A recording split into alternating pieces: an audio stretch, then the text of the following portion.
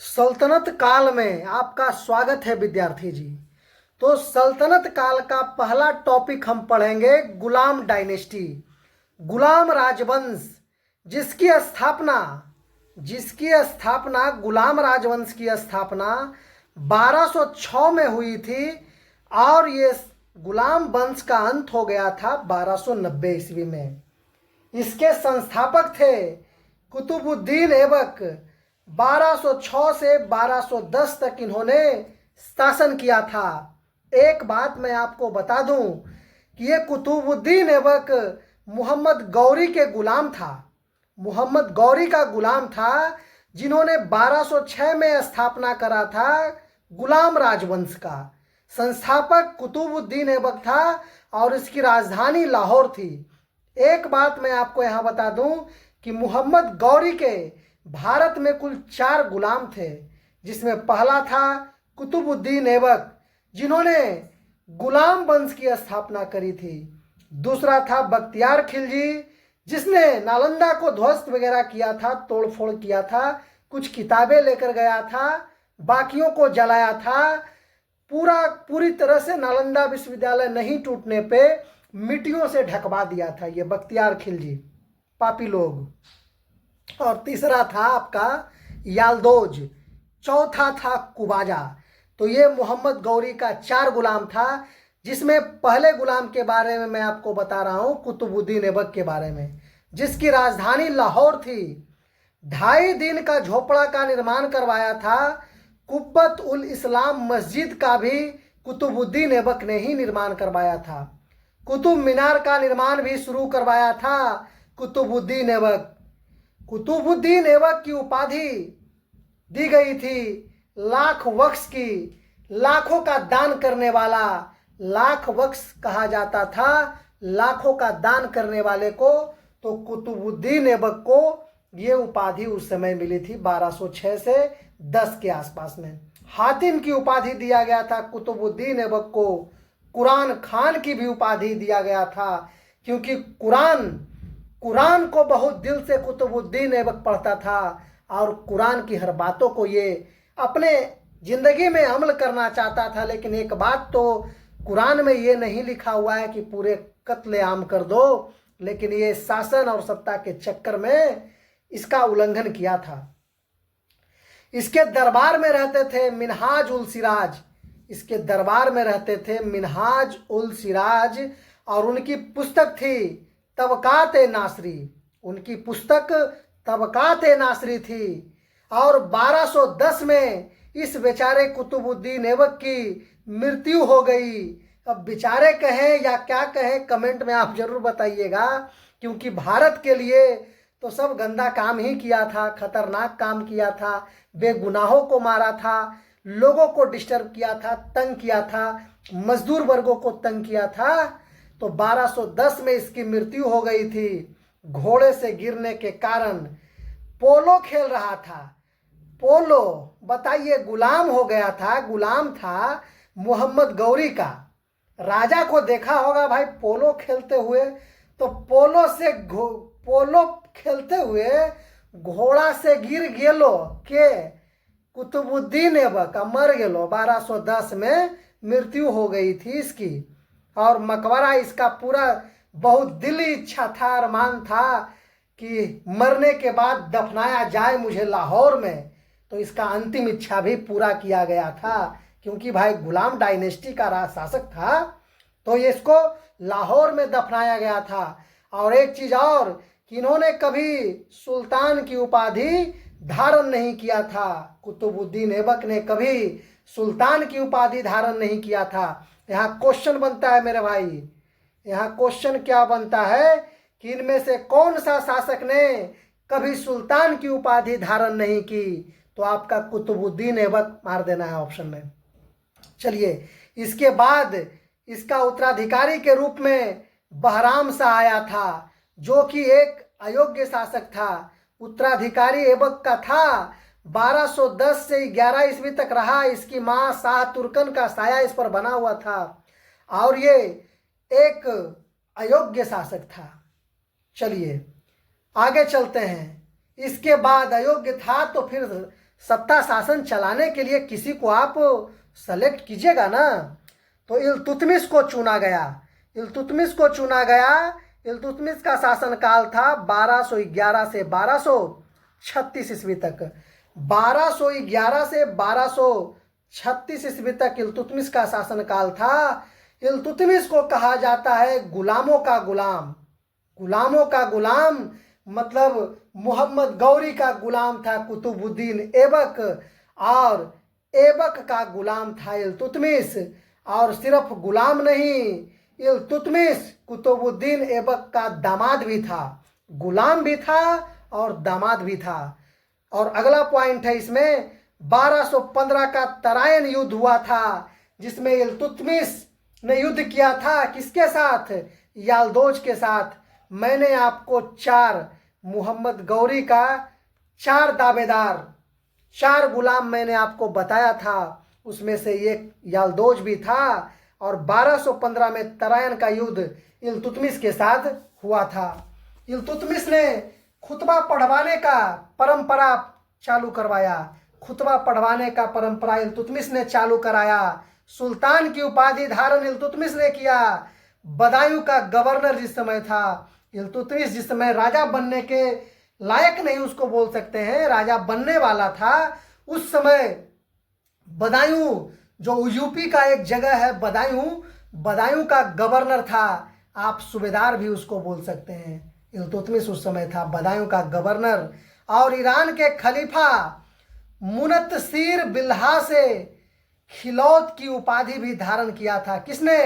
इल्तुतमिश धारण किया था, ईरान के खलीफा मुनतसीर बिल्हा से। चांदी का टंका तथा तांबे का जीतल प्रारंभ करवाया था। किसने? इल्तुतमिश ने कराया था। यहाँ भी क्वेश्चन बनता है मेरे भाई कि चांदी का टंका और तांबे का जीतल किसने स्टार्ट करवाया था? तो इल्तुतमिश ने कराया था। गुंबद, यहाँ द हो जाएगा, गुंबद का मकबरा का निर्माण का जनक, यानी भवनों पर, मस्जिदों पर गुंबद का निर्माण का श्रेय, मकबरा बनाने का श्रेय, निर्माण का श्रेय इल्तुतमिश को जाता है। किसको जाता है? इल्तुतमिश को जाता है। इक्ता व्यवस्था प्रारंभ करवाया इल्तुतमिश ने। इक्ता व्यवस्था इल्तुतमिश के समय किस चीज को बोला जाता था?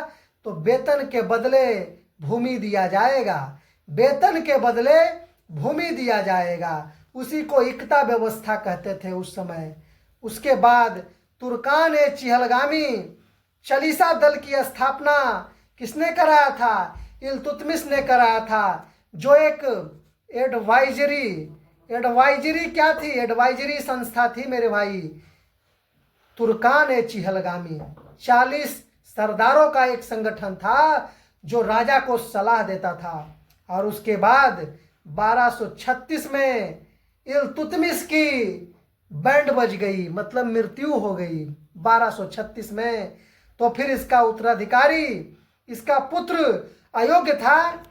मेन रूप से जो इसका पुत्र उत्तराधिकारी बनता वह अयोग्य था, लेकिन अयोग्य होने के कारण इसकी पुत्री रजिया सुल्तान को घोषित किया था, अपने टाइम में ही घोषित कर दिया था इल्तुतमिश ने।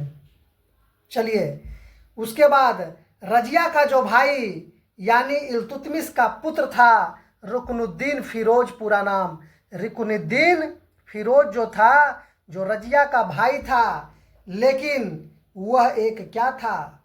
वह एक अयोग्य शासक था। वह सीधा साधा था, देश चला नहीं सकता था, राज्य चला नहीं सकता था, बहुत ही सीधा था। तो फिर से रजिया को शासिका बनाने की मांग होने लगी और उसके बाद रजिया शासिका बनी थी। रजिया शासिका बनी थी और रजिया की कार्यकाल था 1236 से 1240 ईस्वी। रजिया का कार्यकाल था 1236 से 1240 ईस्वी। पहली मुस्लिम शासिका रजिया नाम, पहली मुस्लिम महिला शासिका रजिया नाम की बनी थी, जो मुस्लिमों की क्या हुई थी? मुस्लिम महिलाओं की एक शान भी थी रजिया सुल्तान। पर्दा प्रथा उन्होंने त्याग कर चोगा और कुलह पहनती थी, टोपी वगैरह पहन के पुरुषों के भेष में ये दरबार जाती थी रजिया सुल्तान। इसके मलिक याकूत एक दरबारी थे जो अमीर ए आखुर विभाग का क्या था, देखभाल करता था, उसे दीवान बनाया गया था। उसके बाद रजिया सुल्तान की शादी हुई थी अल्तुनिया के साथ। और बहुत ही यहाँ दिलचस्प स्टोरी है अल्तुनिया का कि जब अल्तुनिया से एक्चुअली रजिया सुल्तान युद्ध करने गई थी, हरियाणा साइड में कोई एक जगह था जहां ये युद्ध करने गई थी रजिया सुल्तान अल्तुनिया के विरोध में। लेकिन जब हारने लगी थी तो इन्होंने शादी का प्रपोजल रखा था रजिया सुल्तान ने। लेकिन रजिया सुल्तान की मृत्यु 13 अक्टूबर 1240 को कैथल के पास डाकुओं द्वारा कर दिया गया था। रजिया की मृत्यु 13 अक्टूबर 1240 को कैथल के पास डाकुओं द्वारा कर दिया गया था। उसके बाद गुलाम वंश का अगला कमांडर इन चीफ, अगला चेयरमैन या अध्यक्ष जो आप बोले, बहराम शाह बना था। जो यह भी एक क्या था, यह भी एक अयोग्य शासक ही था। बहराम शाह को भी बाहर कर दिया सत्ता से। उसके बाद आया अलाउद्दीन मसूद शाह, यह भी एक अयोग्य शासक था। अलाउद्दीन मसूद शाह भी एक अयोग्य शासक था, इसे भी हटाया गया। उसके बाद नासिरुद्दीन शाह, जिसको नसरुद्दीन शाह भी बोलते हैं, नासिरुद्दीन शाह को गुलाम वंश का कमान दिया गया और राजा बनाया गया था। वह मितव्ययी था। मितव्ययी का मतलब कम खर्चीला, और कम खर्चीला भी रहे क्यों ना, क्योंकि वो तो एक टोपी सिलने वाला था। वो अपना भरण पोषण जिंदगी चलाता था, टोपी सिलकर अपना भरण पोषण करता था। और उसने ही बलबन को 40 दल में शामिल किया था। उसने ही बलबन को चालीसा दल में शामिल किया था।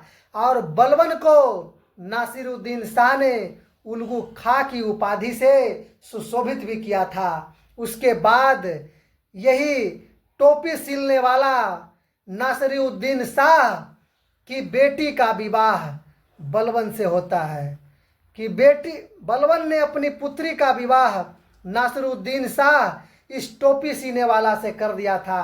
क्योंकि सत्ता का लालच और लोभ किसको ना था, और इसे अपना दामाद बना लिया था। नासिरुद्दीन शाह को बलबन ने अपना दामाद बना लिया था, क्योंकि सारा ये करा धरा भी बलबन का ही था। नसरुद्दीन शाह को भी राजा बनाने का हाथ बलबन को ही था, और एक्चुअली टारगेट बलबन को नहीं बनाना था।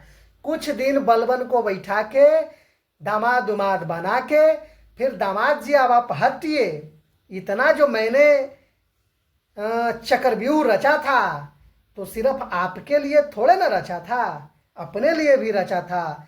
और गुलाम वंश का 9वां शासक 1266 से 1287 ईस्वी तक बलबन भी गुलाम वंश की गद्दी पर शासन किया था, काबिज हुआ था। और बलबन एक ईरानी व्यक्ति था। बलबन ईरानी था। सजदा एवं पैबोस यानी घुटने टेक कर जमीन पर, घुटने जमीन पर टेकना है और पैर चूमना है। बादशाह सलामत की जय हो। दरबार में हुजूमे खास, एक बहुत ही खास संवाद लाया हूं। ये आपको करना था वहां बलबन के आगे। इन्होंने नवरोज त्योहार, क्वेश्चन आता है कि नवरोज त्योहार का शुरुआत किसने करवाया? यह ईरानी त्योहार था और बलबन ने शुरू कराया था। बलबन की एक थी आयरन, ब्लड एंड आयरन की नीति, लौह एवं रक्त की नीति, जो बहुत ही क्रूएल, बहुत ही खूंखार ये नीति थी। कोई ना माने तो उसका तुरंत सर कलम कर दो, उसका जब्बा कर दो, उसकी हत्या कर दो। ये बलबन का कहना था।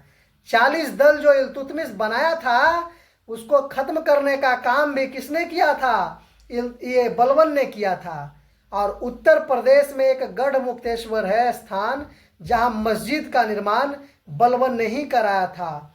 बलबन के दरबार के नवरत्न थे अमीर खुसरो और अमीर हसन, ये उनके दरबार के मोती थे। और बलबन को एक क्या होता था इसको, अगर मोती है तो भाई सलाह देने वाले सब सलाहकार थे।